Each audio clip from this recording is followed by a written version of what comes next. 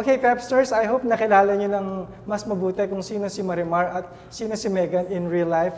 Ngayon, meron tayong tinatawag na Pep Talk Challenge. Since isa siyang beauty queen, gagawin natin itong Q&A portion where Megan will choose 3 out of 5 questions and then sasagutin niya. Are you ready? Hindi ko alam eh. Okay. Okay, just 3 questions. Yung white. Alright, bunat ka. Would you like me to read it or ikaw? Ano gusto mo? Ako mababasa, tapos ikaw sasagot. Mahirap.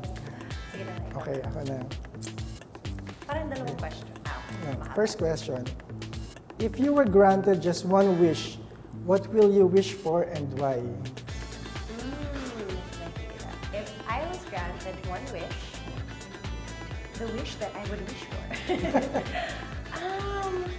Siguro, yung wish na gusto ko is makapag-travel kaming buong pamilya papunta sa US para makita ko yung lola ko doon. Kasi medyo matagal na kami, parang nakita ko siya last year, pero nabuo kami, hindi pa kami nagkakasama ulit. So, yung lola ko kasi dito sa mom's side, lagi kami nagkikita. So, sana makita ko yung lola, tsaka lolo ko, kasi magkasama sila ngayon. So, lola, lolo ko, tsaka yung mga pinsan ko na sa daddy's side ko na matagal na kasi kami din nagkikita. So, it would be nice na lahat kaming young side naman magkasama. Palakpak naman dyan. Alright, second question. Lakas naman, sagutin natin. Alright. If you could tell anything to yourself, what would you say to yourself and why?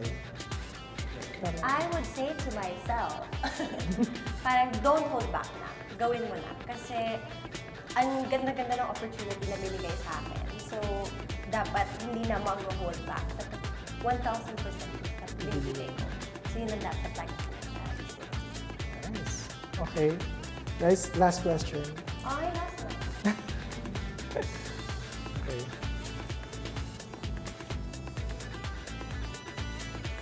Okay. Which for you should be given more importance? Loyalty or personal growth? Loyalty or personal growth? I think ang mas dapat pahalagahan is loyalty. Kasi paano na lang kung nag-grow ka as a person pero wala kang loyalty? Sabihin natin sa mga kaibigan mo, sa loved one mo, nag-grow ka nga pero hindi ka naman loyal sa mga mahal mo sa buhay. For me, mas importante sa akin ang loyalty. Kasi hanggang pagtanda mo, yung mga taong tumulong sa'yo, na hindi ko naman sinasabi na may utang ka na loob ka dapat sa kanila. Pero dapat yung connection nyo, you trust each other, yung loyalty, yung trust, yung honesty, nandun yan.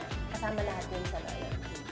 And pag binigay mo yung loyalty mo sa kanila, pwede ka mag-grow even more. Kasi lahat ng values, lahat ng magagandang bagay, since binigay mo yung a part of you, which is your loyalty, i-share din nila sa iyo kung ano yung mga gusto nila itulong. Kasi kung wala kang values na maganda, hindi ka mag-grow as a person. Very well said, Miss Philippines. Thank you! So, Pepsters, there you have it. Miss World 2013 at ang bagong Marimar, si Megan Yang. And before we end the show, would you like to promote Marimar? Yes. Mga Pepsters, abangan niyo po ang Marimar ngayong August na yan. Pati i-follow niyo na rin po ako sa Instagram, Twitter, Megan Bata, at Megan Bata, MEGANBATA.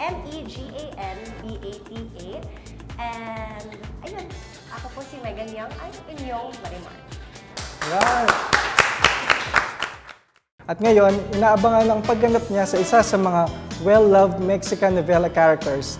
Let's welcome Miss World 2013 at ang bagong Marimar, Miss World 2013. Sorry! Oh my God! Sorry! Okay